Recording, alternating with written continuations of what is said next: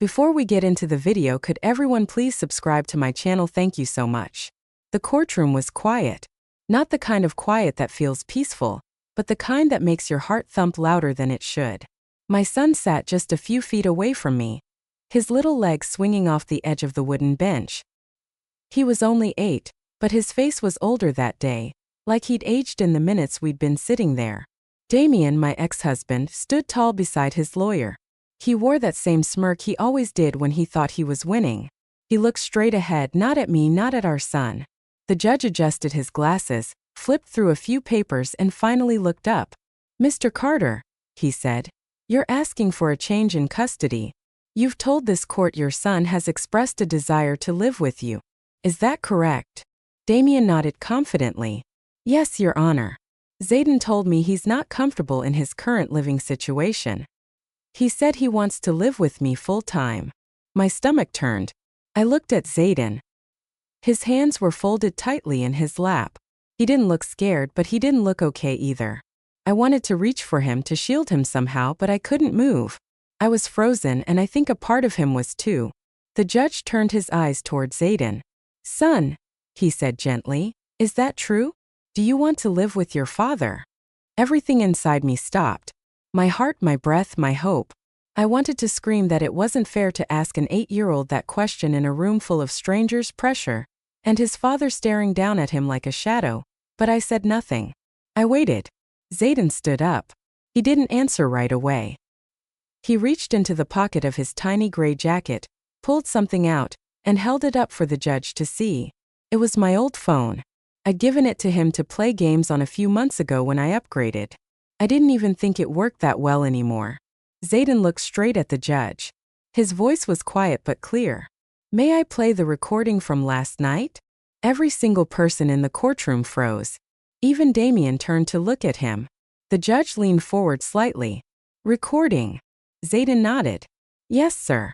From my dad last night." The bailiff stepped forward, and the judge motioned for Zayden to hand the phone over. But before he did, Zayden added, "I didn't know what to do. I just recorded it so someone would believe me." And in that moment I knew. I knew something had happened, something I hadn't seen, hadn't heard, hadn't been able to protect him from.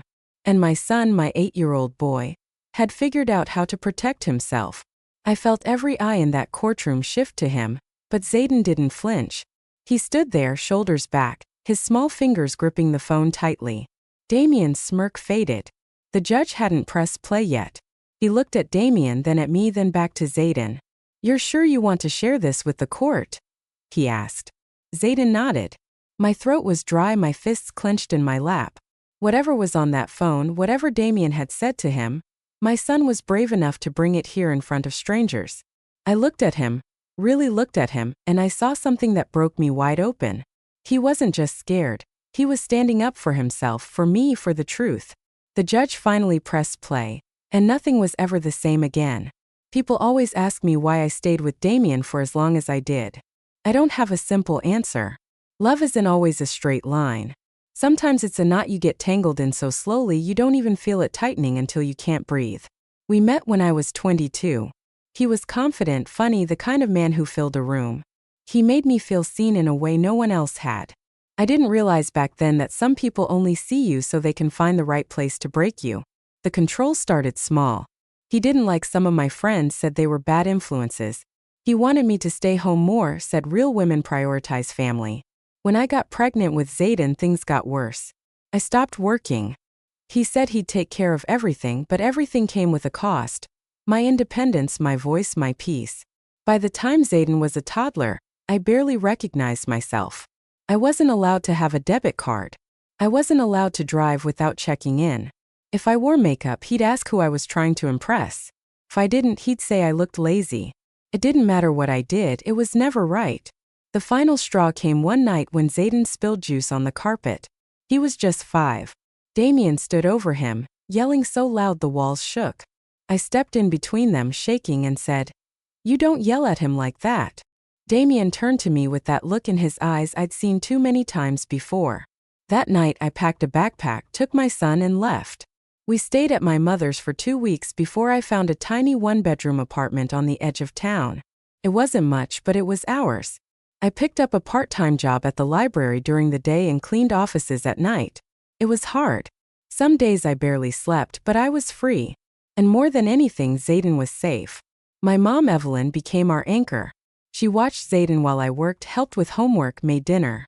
She'd been quiet when I was with Damien, but after we left, she told me the truth. I never wanted to interfere, she said. But I prayed every night that you'd leave him before it got worse. Damien didn't fight me for custody at first. For the first 2 years, he saw Zayden every other weekend and always acted like he was doing me a favor. But something changed 6 months ago. He showed up with a brand new suit and a lawyer. He said he wanted full custody, claimed I was unstable, said Zayden told him he wanted to live with him instead. It felt like a punch to the gut. I knew it wasn't true. Zayden loved his life with me. We had routines, laughter, bedtime stories, Saturday pancakes. He'd never once said he wanted to live with Damien, but I also knew how convincing Damien could be when he needed to be. He'd always been two people. The charming one the world saw and the one I'd lived with behind closed doors. The weeks leading up to the hearing were filled with stress and questions. Zayden started having trouble sleeping. He clung to me more and asked strange questions about courts and judges. One night he crawled into bed with me and whispered, "What if someone lies and people believe them?" I turned to face him and stroked his hair. "Then we tell the truth," I said. "That's what we do, even when it's hard."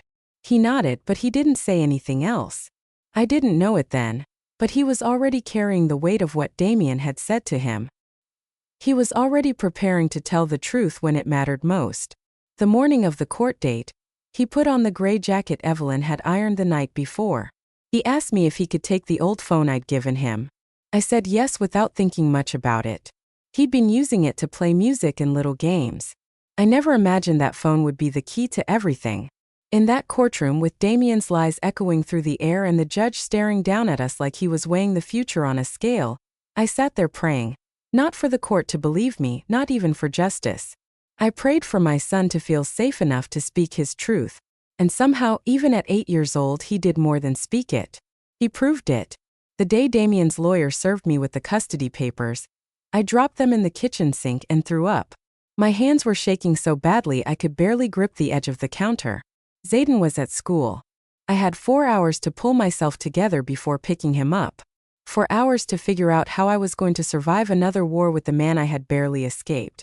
I called my mom first. She came over with chamomile tea and her old file folder full of legal notes from when she went through her own divorce. She sat me down, took my hand and said, "This is going to be hard, but it's not impossible. You have the truth on your side, and you have Zayden." Zayden, that's what terrified me the most. He was only 8. He didn't understand courtrooms or custody. He just wanted to play soccer after school and eat chocolate chip waffles on Saturday mornings. I didn't want to drag him through this, but I didn't have a choice. First, Damien was calm, too calm. He showed up to pick Zayden up for his weekend visit wearing new clothes and bringing toys I couldn't afford. He smiled wide, told me he wanted what was best for our son, and then whispered when Zayden wasn't looking, "You really think they're going to give him to someone working part-time and living in a shoebox?" I didn't answer. I closed the door and sat on the couch for 2 hours, staring at the front door like it might not open again. But it did. Zayden came back quiet. He went straight to his room. Didn't say much. Over the next few weekends, the silence grew. He stopped talking about what he and Damien did. He flinched when I asked how it went. One night, I heard him crying into his pillow. I sat at the edge of his bed and asked, "What was wrong? Is it bad to not want to live with someone if they're your dad?" I froze. "No," I said, "it's not bad to want to feel safe." He rolled over and looked at me. "What if he gets mad if I say that?" I wanted to tell him not to worry, that the judge would listen, that everything would be okay. But I couldn't lie to him. I just held his hand and said, "No matter what happens, I will never stop fighting for you." 2 weeks before the hearing, Zayden started asking questions. What did a judge do? Who got to talk? Would he have to speak? I explained it as gently as I could, telling him the judge just wanted to understand what was best for him. He nodded like he understood, but he was scared. I could see it in his eyes. Then came the last weekend visit before court. Damon arrived in his SUV too early, like he was trying to catch us off guard. Zayden didn't want to go. He clung to my side and said he had a stomach ache. I almost kept him home, but Damon stood there on the porch, arms crossed, staring at me like he dared me to say no. Zayden walked out slowly. I watched from the window. They didn't know I could see them. Damon leaned down, his face inches from Zayden's, and spoke low and fast. Zayden didn't say a word. He just got into the car. When he came back Sunday night, he wasn't the same. He was quiet, withdrawn, too calm for an 8-year-old. He didn't eat dinner. He just sat on the floor in the living room, messing with that old phone I gave him. I asked if everything was okay. He nodded, said he was tired, and went to bed early. That was the night before court. I didn't sleep. I lay in bed staring at the ceiling, wondering what Damon had said to him, wondering if he had threatened him. I had no proof, just a feeling, a sick one I couldn't shake. The next morning, Zayden put on his jacket and asked for the phone again. I asked him why. He shrugged and said, "I might want to listen to music."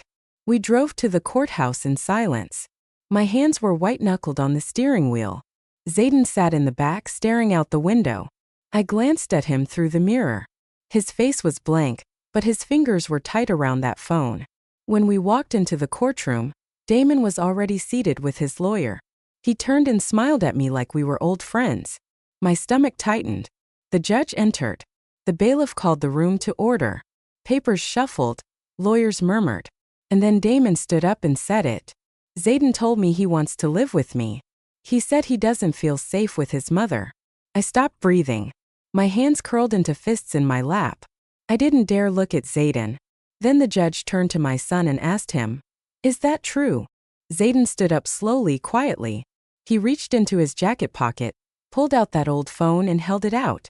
"May I play the recording from last night?" The judge looked at Zayden, caught off guard by the request. He tilted his head slightly, lowering his reading glasses to see the phone in Zayden's small hand. "What is this recording?" "Gee, son," he asked. Zayden didn't stutter. His voice wasn't loud, but it was steady. "It's from last night. My dad said something, and I didn't know if anyone would believe me, so I recorded it." The courtroom was still. Even Damien stopped whispering to his lawyer. He leaned forward, staring at the phone like it had betrayed him. The judge gave a short nod. "Bring the phone here." Zayden walked across the room without looking at anyone. The sound of his sneakers brushing the floor echoed off the walls. He placed the phone gently on the judge's desk, then returned to his seat beside me. His shoulders were tense, and his eyes didn't leave the floor. I reached out, resting my hand lightly over his. He didn't look up, but he squeezed my fingers. The judge pressed play. There was static at first. Then Damon's voice, sharp and cold, filled the room. "If you don't say you want to live with me, I swear I'll make sure your mother disappears. You understand me?" Zayden's voice followed, shaky but clear. "But I want to stay with Mommy." Damon snapped back. "That's not your choice. You're just a kid. Say what I told you, or things are going to get worse for her." The courtroom felt like it tilted sideways. There was a sound in the gallery, a gasp, maybe more than one. Damon's lawyer turned to him, eyes wide. Damon's face went rigid, his mouth slightly open, like he couldn't believe what he just heard. He looked at me, then at Zayden, then down at the floor. The judge didn't move. He played the recording again all the way through. No one spoke. When it ended, he took off his glasses and folded his hands. "Is that your voice, Mr. Carter?" Damon opened his mouth, but nothing came out at first. Then finally he muttered, "It sounds like it, but did you threaten your son last night?" The judge interrupted. His tone was firmer now. Damon glanced at his lawyer, who leaned in and whispered something, but the judge wasn't waiting. He turned to me. "Ms. Ray, has your son ever expressed concern for your safety before this?" I nodded. "He's been afraid, especially after visits with his father." He stopped sleeping. He asked if people would believe the truth. I looked down at Zayden. His small fingers were still clutching mine. He sat up a little straighter now. The judge turned back to the courtroom. "I need a moment to review this," he said. "Court will recess for 15 minutes. The gavel came down with a sharp crack. People stood. Lawyers huddled together. I didn't move. My legs wouldn't work. I looked at my son, still stunned. "You recorded that?" I whispered. He nodded. I didn't know if they'd believe me. I just thought maybe they'd believe him. His eyes filled with tears, but he didn't cry. I pulled him into my arms and held him as tightly as I could without making a scene. Across the room, Damon stared straight ahead. His lawyer was already packing up files. Whatever confidence he walked in with had drained from his face. Evelyn walked over to us from the gallery. She hadn't said a word during the hearing. She crouched next to us and whispered, "You raised a brave boy, Marley." I nodded, still trying to process what had just happened. I had walked into that courtroom afraid I was about to lose everything. Instead, my 8-year-old son had stepped up and done what I couldn't have imagined. He told the truth when it mattered most. It wasn't just a child's voice they had heard. It was proof. It was courage. When court resumed, I didn't know what the judge would say yet, but I wasn't afraid anymore. Zayden had made his decision. He had taken action. And in doing so, he shifted the power in that room in a way that even Damien couldn't undo. We didn't win the case in that moment, but everything changed because of it. When the judge returned from recess, the room went quiet again. I sat with my hands clasped in my lap, still gripping the warmth from Zayden's small fingers. He leaned against me, tired but calm, like he had already done the hardest thing he would ever do. Judge Callahan adjusted his chair and looked across the room with a seriousness that hadn't been there earlier. He glanced at the bailiff, then at the 2 attorneys, and finally back at Damien. "I have reviewed the recording multiple times," he said. "There is no question in my mind that it is authentic. Mr. Carter, your voice, your words, and your intent were clear." Damien shifted in his seat. His eyes flicked to his lawyer, who was now sitting motionless beside him. "You threatened a child in order to influence the outcome of this case," the judge continued. "You attempted to manipulate your son to lie in this courtroom under the pretense that he wished to live with you. That is not only deeply disturbing, it is a direct violation of the ethical standards this court expects of a custodial parent." Damien opened his mouth like he was about to defend himself, but the judge held up a hand. "You will not speak again in this courtroom unless I ask you a direct question. Do you understand?" Damien nodded, jaw tight. The judge turned to Zayden. "Young man," he said, softening his voice, "what you did today took a great deal of courage. A courtroom can be a scary place for anyone, let alone a child your age. But you told the truth. You helped this court see what was really happening. And I want you to know that I heard you." Zayden didn't respond with words. He simply nodded once, eyes wide. I looked down at him and squeezed his hand again. He didn't let go. The judge turned back to the attorneys. "Given the evidence presented today, I am denying Mr. Carter's request for full custody. Effective immediately, all visitation rights are suspended pending a formal review. Mr. Carter will be required to undergo a psychological evaluation and parenting education program before any future supervised visits are considered." Damien exhaled sharply and leaned back in his chair. His face was drained of color. The judge continued, addressing my attorney next. "Ms. Ray has demonstrated that she has provided a stable, supportive environment for her son and, in light of today's revelation, I find no reason to disrupt that full legal and physical custody remains with the mother. This ruling is final until further review, and any future contact between Mr. Carter and the minor will be at the discretion of this court." I felt my chest rise with a breath I hadn't realized I was holding. It wasn't just relief, it was justice. For the first time in years, someone had seen through Damien's lies without me having to defend myself to exhaustion. And the person who made that possible was sitting right next to me, still holding my hand. The judge stood and banged the gavel. Court is adjourned. People started moving. Lawyers packed their bags. The bailiff stepped forward, but I couldn't move. I turned to Zayden and cupped his face in my hands. "You were so brave," I whispered. "I'm proud of you. You didn't have to do that, but you did." He looked up at me, eyes blinking with emotion he hadn't let out yet. "I just wanted them to know the truth," he said. "I didn't want you to get hurt." My heart broke and healed all in 1 second. I pulled him into my arms and held him there, surrounded by the sterile walls of the courthouse and the weight of everything we'd carried to that day. Damon walked past us on his way out, his expression empty. He didn't say a word. Zayden didn't look at him. He didn't need to. Evelyn met us in the hallway. She held her arms open wide, and Zayden ran to her. She wrapped him in a hug so full of love, I thought it might lift all three of us off the floor. We walked out of the courthouse together. The sunlight hit our faces as we stepped onto the sidewalk. Zayden looked up at me and I saw the boy I knew again. The one who laughed at cartoons, asked for extra syrup, and made up songs about our cat. The fear was gone. That was the day everything changed. Not because the court ruled in my favor, but because my son found his voice and used it when it mattered most. The ride home was quiet. Zayden sat in the back seat, staring out the window, his seatbelt drawn snug across his chest. I glanced at him in the rearview mirror every few minutes just to make sure he was still okay. He didn't say much, but he wasn't scared anymore. His shoulders were relaxed, and his small hands were folded calmly in his lap. That was all I needed to see. When we got home, Evelyn had already warmed up a pot of chicken soup. She didn't say anything when we walked through the door. She just hugged us both, kissed Zayden's forehead, and handed me a warm bowl like it was her quiet way of saying, "You're safe now." Later that night, I tucked Zayden into bed. His room was full of his favorite books, stuffed animals, and the old blanket he refused to give up, the one with frayed corners and superhero patches. He slid under the covers and looked up at me. "Am I in trouble?" he asked. "No, baby," I said, sitting on the edge of the bed. "You're not in trouble. You told the truth, and that's never wrong." He hesitated, then whispered, "Will Daddy be mad?" I didn't rush to answer. I looked at his face, still so young but shaped by something no child should have had to carry.